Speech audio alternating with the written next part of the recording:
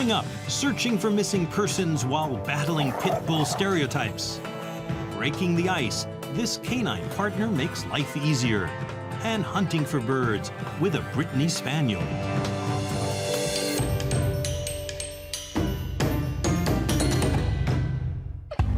Dakota is a 6-year-old Pitbull. Children love her, and she just might save their lives one day. But not everyone can imagine pit bulls as loving, friendly pets. Generally, a pit bull reputation is bad. Vicious, fighting, aggressive. They got the lockjaw. I don't believe it's the dog's fault, it's the owner's fault. I wouldn't touch a pit bull I didn't know because I'd be afraid it would bite me. Dakota is a search and rescue dog, trained to find missing persons by the scent they leave behind. Dakota's owner, Christine Crawford, is Operations Lieutenant for the Alameda County Sheriff's Volunteer Search and Rescue Unit. She thinks Dakota is ideal for the job. I prefer pit bulls for search and rescue because they're very athletic and agile dogs. With their strength and their stamina, they can cover a large amount of area very quickly and efficiently. They're also very tenacious and courageous dogs. They're dogs that won't quit despite pain and exhaustion. And when someone's life is on the line, you want a dog that's not going to quit. Pit bulls that attack somebody are not typical of the breed. For every one you see that has attacked somebody, there's thousands of pit bulls in homes with children. Good girl. Unlike trailing dogs, which follow a specific person's scent along the ground, Dakota is an air-scenting dog. She alerts to any human scent she detects in the air. Columbia, Houston, comm check. Columbia, Houston, UHF, comm check. When the Columbia shuttle disaster scattered debris over a large area of Texas, Dakota and Chris were chosen for the high-profile mission because of Dakota's perseverance. There was one time where one of the NASA astronauts came in from helping us search for the crew members. He was obviously very distraught. He walked into the tent, walked over to a chair in the back of the tent, and bent over and put his head in his hands. Dakota got up from her nice, warm, cozy spot in front of the heater, went over to him, put her head under his arms, and gave him a big kiss, and he just sat there and held her. Dakota shares her home with 2 other pit bulls Chris keeps as pets. Cheyenne, the smallest, helped rescue Dakota. People told me about a ranch that had pit bull puppies in. I took Cheyenne over and we went to look at them, and right when I got to the ranch, the puppies were abused. I could see that it was not a place that I wanted to be, so I took Cheyenne and I'm like, come on, Cheyenne, let's go. And as I opened up the car dog, I noticed that Cheyenne had one of the puppies and she was putting it in the car. So Dakota, the search and rescue dog, was rescued herself. But not everyone appreciates the merits of a pit bull. People have thrown stones at Dakota and even tried to poison her. Once she was attacked while training on a closed golf course. She was still wearing her search vest. I ran up and I said, what are you doing to my dog? And he said, all I saw was Pitbull coming at me. That's why I hit her with my golf club. The American Pit Bull Terrier is the result of crossing bulldogs with terriers. It's famous for its tenacity and strength, which are unmatched in the canine world. A well-bred Pit Bull Terrier is a good-natured, courageous, lively, and affectionate dog. Pit Bull Terriers have a high pain threshold and will happily put up with rough child play. As a search and rescue team, Dakota and Chris are always on call. An Alzheimer's patient has gone missing.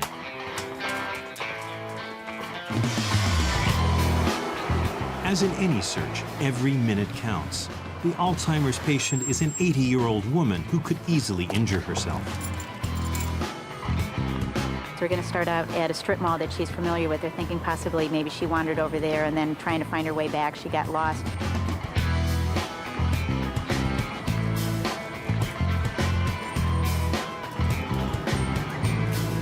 There's no sign of the woman anywhere near the mall, so Chris and Dakota widen their search to this abandoned house. Dakota seeks out human scent in unlikely places. It's been 4 hours, and still no sign of the Alzheimer's patient. All units be advised, Alzheimer's patient is diabetic, has not had their medicine, and is considered high risk. Dog Team 4, copy that. Come on, Dakota. Quiet, yeah. To search this aqueduct, Dakota needs to rappel down more than 10 feet. Chris's colleague lends a hand. Dakota isn't behind the idea 100%. I got you, Dakota.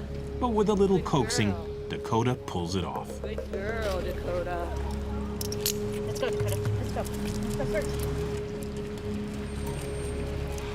It's been over 6 hours, and there's still no sign of the missing woman. We finished searching all the other areas. We're going to search in some of the drainages and under the wooded areas here. And I'm hoping Dakota will catch her scent so we can find her soon.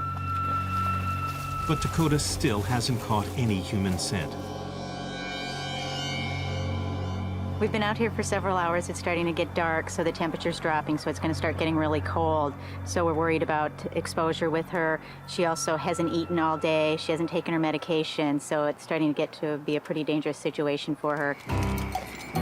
It's been 8 hours, when suddenly Dakota catches a scent.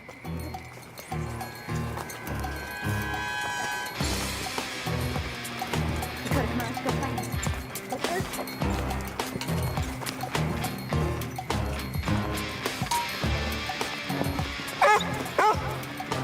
Good girl.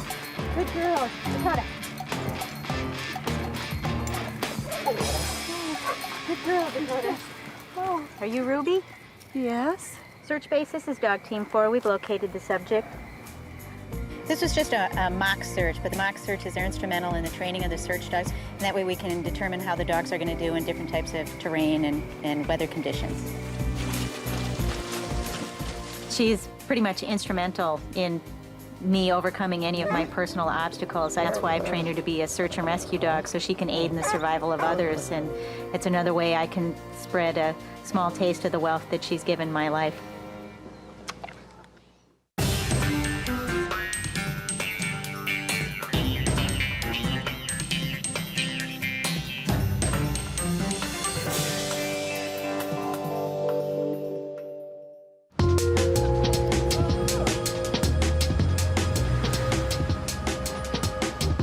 As the day dawns in one of Britain's oldest cities, 2 young residents are about to start their busy day.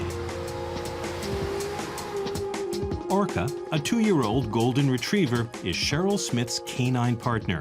He's only been working with her for 6 months. Come, boy. Off. Good dog. Light switch. Good boy. He is like an extension of myself. Hit the crutch. Good dog. It's different than, say, taking help from a person, because I know he's not doing it because he feels sorry for me, and he's not doing it because he thinks I can't do it. He wants to do it. He really wants to please me, and that's why he does what he does. And I try and do the same things back for him. Okay, let's go. It's a partnership. I love him to pieces. Cheryl's neurological condition makes walking painful and difficult. She has trouble gripping objects and is prone to falling when she's not in her wheelchair. Okay, let's move. He's still got a lot to learn. He's only a very young puppy, and we've only been together for 6 months, which is not much. We're still getting to know each other in a lot of ways. Orca responds to many different commands, and he's always ready to take on more tasks. Orca can do a lot of retrieving type commands. So bringing the mail or getting clothes out of the washing machine is relatively easy for him because he can keep on taking clothes out of the washing machine and it's repeated and he knows what he's doing, and the same with the post. He just brings the mail in whatever order he fancies, which is fair enough. Good dog, what a nice boy. Some commands are a little more difficult than others. I have 8 remote controls, and although he knows what a control is, and they all look quite different to him, they look very similar. They're just a piece of plastic with a lot of buttons on. Orca, get the control. Bring it here. Go on, off. It's very hard for him to work it out. I'm sure he'll get it eventually. That's it, get it. But not today. Orca's decided he has better things to do. Orca has a thing for Cheryl's socks, too. Where'd you get those from? It used to annoy me when I first got him because I thought he was just pinching my socks.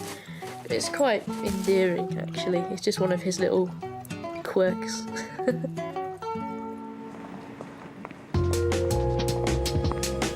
As a fourth-year chemistry student, Cheryl has a busy schedule.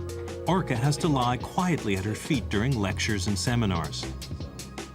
Orca's got it under control. He's learnt very quickly that we go into a class and I start to settle down and he takes his cue from me, so he starts to settle down and he just goes to sleep. Paul Walton is Cheryl's chemistry professor. Professionally, there's nothing to hold Cheryl back. She'll have a perfectly good degree from a very good institution, and I have no doubts that she'll have a very good career in front of her. I can only see Orca add into that career because of the dimension that he brings in both his personality and ice-breaking, but also getting employers to think about how they help people like Cheryl who have canine companions. Being a student is certainly different this year that I've had Orca. I was away for a year due to illness, and if I was feeling a little bit ill, then I maybe wouldn't get out of bed. But now I have sort of the extra impetus to get out of bed, because if I didn't, Orca would soon let me know about it. Golden retrievers need plenty of exercise, so after class, Orca gets to play. I do need to make sure that he gets plenty of time to run off his energy, because sitting down for an hour in a lecture can be tiring for me, but for him, it's got to be boring. Orca is nearly 2 years old, which means he's really still a puppy. He's sort of about 17, I think. He's a bit of an adolescent.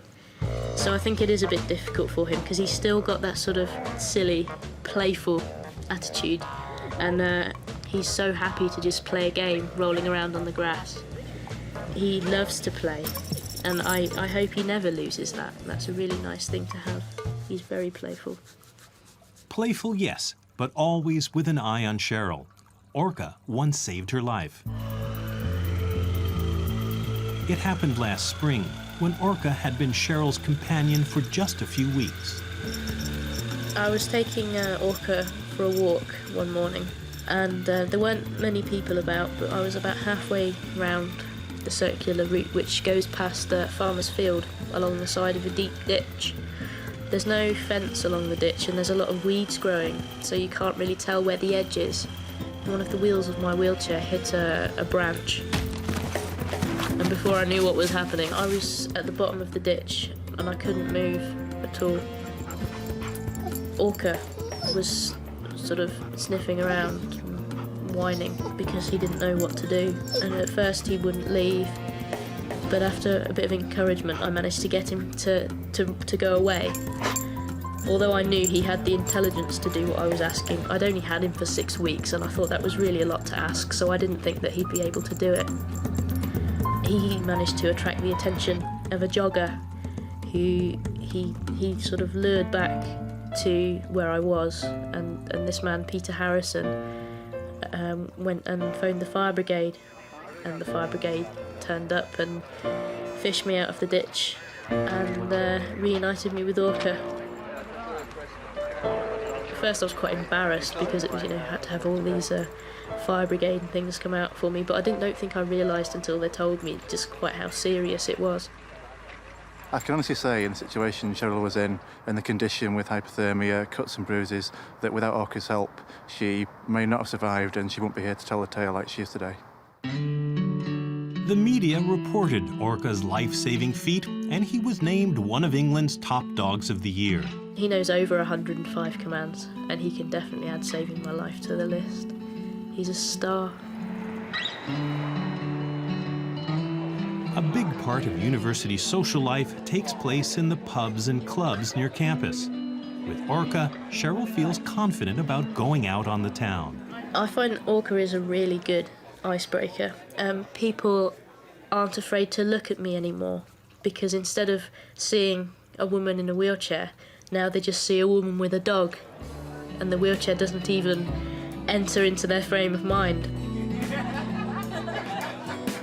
He really does break down the barriers, because he doesn't see me as a disabled person. He just sees me as me, which is really nice. It's quite new.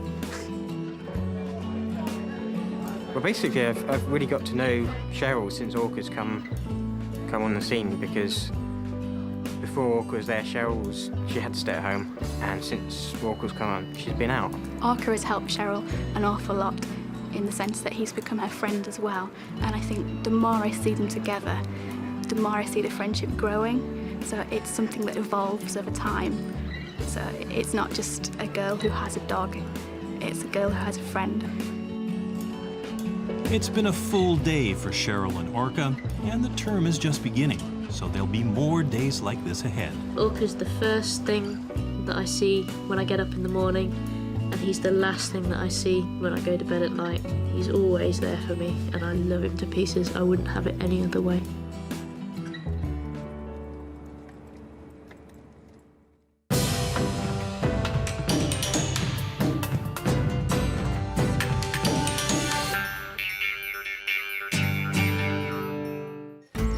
Good boy. Target, a 6-year-old Brittany Spaniel, has an eye and nose for game birds. He loves pointing them out for his owner, Régent Roy. Good boy, yeah. Watch. The two survey grouse populations for the Quebec Department of Wildlife. Without Target, the local grouse population could be overhunted. But with his help, when a search turns up few birds, the area is declared off limits to hunters, so the population can regenerate. Brittany Spaniels originated in France. These bird dogs have great stamina and retrieve both on land and in water. Régent has 8 Brittany's. He breeds hunting and show dogs. Today, Target and Régent will inventory grouse at a provincial woodland. Régent learned early on to keep Target in his kennel while he gets ready. Let's say I get things ready Saturday night to take him hunting Sunday morning. If he sees the gear, he won't go to sleep. He'll stay up all night. He just can't wait for the morning. I have to wait till he's asleep in the other room with the door closed, so he can't see me. Target, stop. Target just can't help himself. Target. Donc, c'est de faire ça en cachette. I have to do it out of his sight. It's the only solution. Target's training was aimed at awakening his natural bird dog instincts. Régent is training this pup the same way. It'll take 3 years. Right now, she's learning to be steady when she points, because she points well, but she anticipates too much. So we're teaching her to be patient. It looks like Target might soon have some competition for top bird dog. We use the wing to develop the puppy's skills. The wing introduces them to the bird's scent, and they learn to be steady and solid on point. Good girl, oui, c'est beau ça. Regarde, c'est impatient. Oui, good girl. Reste. Faut-tu là, elle apprend de patience. She's learning to be patient. She's wonderful. She's almost in a trance. She has a lot of natural talent. That's what we look for in this kind of dog. So her job in the woods is to point and hold the bird. Now look, she's raising her paw. She's in the flow. She's really patient. Good girl. Target is Régent's top bird dog, but he still needs to train regularly. A dog is like an athlete. You have to train him every day. If you don't train him every day, he won't stay in shape. Good boy, yeah! An athlete can't stop training. The same thing for a hunting dog. Target and Régent are searching for grouse. Régent will report on the number and location of any birds or eggs they find. The terrain is challenging, but Brittany Spaniels are built to work in difficult conditions. Their short, sleek coats and cropped tails don't get caught in the brush, and their loose skin isn't easily pierced. With skin like this, the brambles and thorns can't hurt him. He's the kind of dog that can walk through anything. A hunter and his dog are supposed to stay very close, as if they shared an imaginary bubble. Target wears a bell so that Réjean will hear when he stops to point. But sometimes, Target runs out of hearing range. This is a problem. The most difficult thing for Target is to stay in the bubble. When we hunt together, we have to work in a radius of 50 to 75 feet. But sometimes he gets too excited and runs out of the bubble and starts working 75 to 100 feet away from me. For us to be a good team, he has to stay close to me. Target hunts with his nose in the air. When he's closer to the scent, he slows down. Without seeing the bird, Target freezes and points from 5 to 10 feet away. That's close enough to make the bird freeze at the sight of him, but not so close that the bird will be scared and fly off. During a hunt, Target would also flush and retrieve the bird, but during these surveys, he has to endure hunting interruptus. It's hard because when we're hunting, the dog will point and hold the bird. We shoot it, and his reward is to find and retrieve it. So when we're on photo safari, he's thinking, yeah, all right, I found it, we're taking a picture. But then he'd like to retrieve the bird, and he can't. Réjean and Target have found enough grouse here over the past 2 weeks to know that hunting won't endanger the species. But they'll be back to check again before the next hunting season. After a hard day's work, Target and Réjean refuel. My relationship with my dog is a love story. We work a lot, but we have a relationship. He's like my best buddy. We're very close. We're in love. My wife is jealous. You love me, don't you? Yes, you love me. Tu m'aimes, mon gros chien. Hein?